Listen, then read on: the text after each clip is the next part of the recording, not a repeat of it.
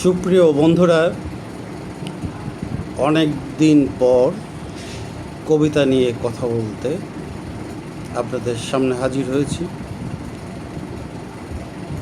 কবিতা কি? এ প্রশ্ন ওঠা স্বাভাবিক। আমরা কি ছন্দবদ্ধ অন্তমিলের বাক্য গাথাকে কবিতা বলবো, নাকি কবিতার আপনি যা ভাবছেন সেটাকে একটি শব্দের মায়ামন্ত্রে বন্দি করলেন, সেটা কবিতা? এ প্রশ্ন জায়গা স্বাভাবিক যে এক একজনের কাছে কবিতার ব্যাখ্যা এক এক রকম। তবে ছন্দ জানাটা খুব জরুরি কবিতা লেখার আগেই, কিন্তু আমরা ছন্দ না জেনেই কবিতা লিখতে শুরু করি।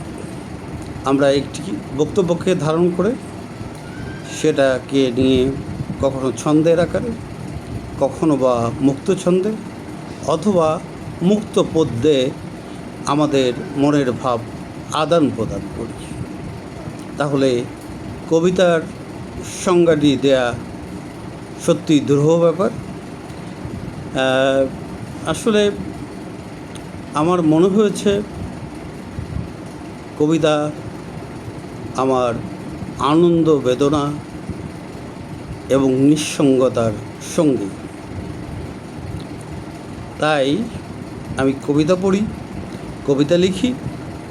আমার লেখা কবিতাগুলো আদৌ কবিতা কিনা তা পাঠক বিচার করবেন, কিন্তু আমি যে যা লিখি তা লিখে যে আনন্দ পাই, এটাই বা আমার কাছে কম কি?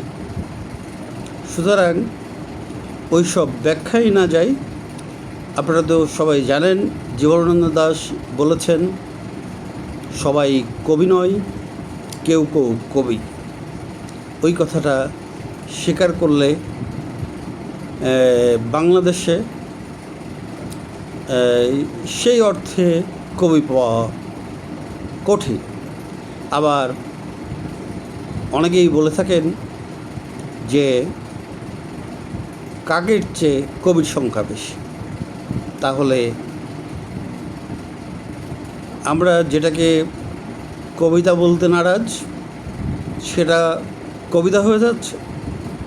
আমরা যার ভাষাভঙ্গি, শব্দ চয়ন, বাক্য নির্মাণ, উপমা উৎপ্রেক্ষার ব্যবহার দেখে চমকিত, সেটা যে ফর্মেই হোক না কেন, সেটা আমার কাছে কবিতা, অন্যের কাছে কবিতা নাও হতে পারে। আমি আমার চোখে কবি, অন্য কেউ কেউ আমাকে কবি বলে, কেউ কেউ আমাকে কবি বলতে নারাজ। সুতরাং এইরকম একটি অনুভূতির জগতে প্রবেশ করে আমি আসলে স্মৃতির কাছেই ফিরে যাচ্ছি। কারণ আমার জীবনের 27 বছর শাহবাগে কেটেছে। আপনারা জানেন যে সবুজ অরণ্যানী, পাখির কিচিরমিচির এবং নানা রকম সাংস্কৃতিক উৎসব মুখর থাকে শাহবাগ।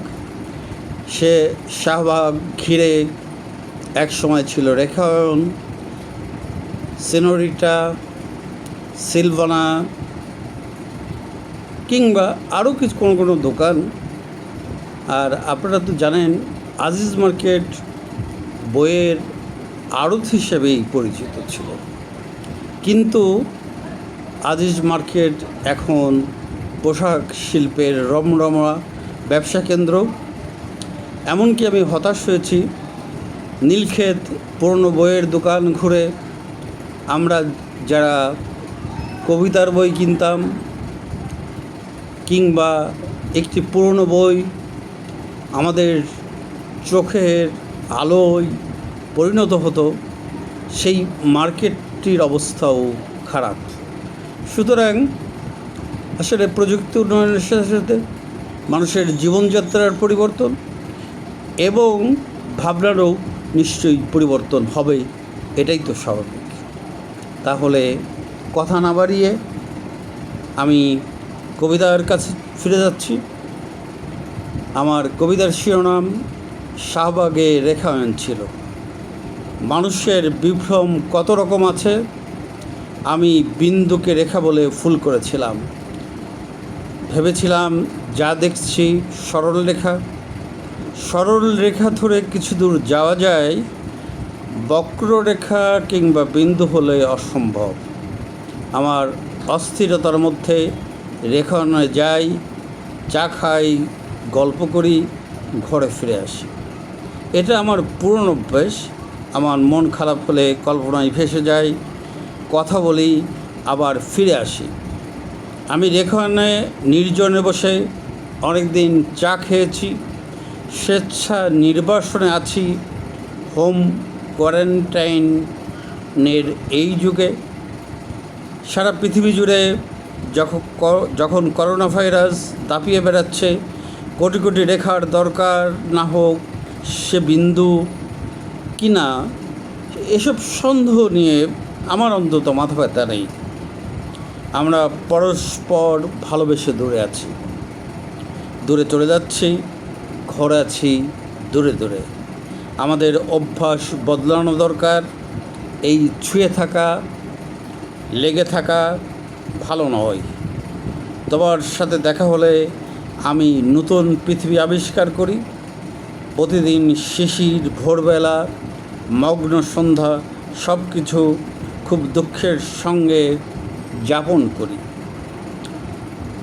রেখায়ন আমাদের মনে করে দেয় পাখি, ফুল ও সবুজের কাছে যাওয়া দরকার।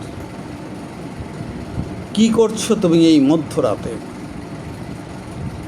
তোমরা, তুই, এর কোথায়? কারোর সাথে তো আর দেখা হয় না। হতো একবার, এটা অভ্যাসের অংশ ছিল। এটা ছিল দিন যাপনের একটি প্রক্রিয়া। দেখা হওয়া, কথা হওয়া, এই রাজনীতি, প্রেম আর এটা সেটা নিয়ে তর্ক বিতর্ক করাই তো জীবন। নিশ্চয়ই পুরনো স্মৃতির কাছে বিষয় নিয়ে সবাই ব্যস্ত আছে। সবাই খুব ব্যস্ত থাকলে তো ভালোই হয়। এই নগরে মানুষের ব্যস্ততা দেখি। কোথাও যদি বের হই, দেখি জ্যামে আটকে আছি, দেখি হাজারো মানুষ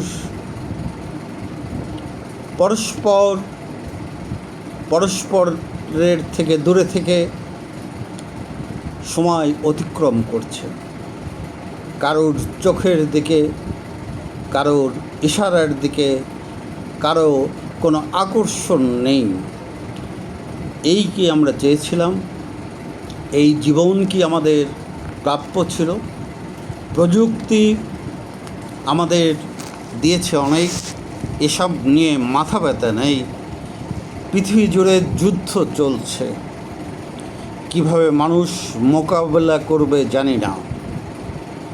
তবু যদি বেঁচে যায় বিন্দুতে মিলব, যদি যাওয়া যায় রেখায়নে, শাহবাগের উতল বিতল সবুজ অরণ্যের সঙ্গে, আর মেঠো সুরে ভুলে গিয়ে আমরা নিশ্চয়ই জীবনের গান গাইব। আমাদের সাথে থাকবে এক ঝাঁক অন্ধকার। সবাইকে ধন্যবাদ।